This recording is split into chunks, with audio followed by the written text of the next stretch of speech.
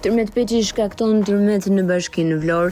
Një nga kompanitë e ish drejtorëve të tij po merr tenderin 2.6 miliard lekë për asfaltimin e Vlorës përpara zgjedhjeve. Kryetaria e Bashkisë Vlorë Brunilla Mërsini i ka bërë letrat gati dhe ka shpallur fitues të tenderit kompaninë nga Tepelena në G-Structure. Mirpo një vlerë kaq e madhe nuk mund të merret pa zhurmë.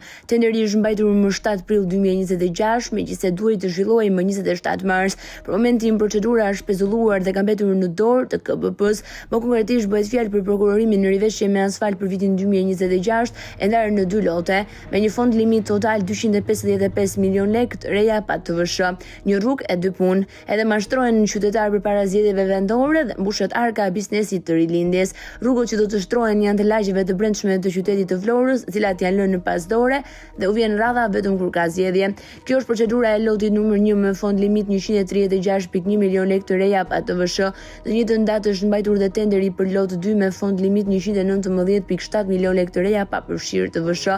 Në fazën e parë, komisioni i ngritur nga Brunilla Mërsini ka bërë vlerësimin e ofertave të pjesëmarrësve, ka kualifikuar kompaninë në G-Structure SHPK dhe ka skualifikuar të tjerët. Të revoltuar nga ky vendim, administratorët e 2 prej kompanive pjesëmarrëse kanë bërë denoncim në KPP.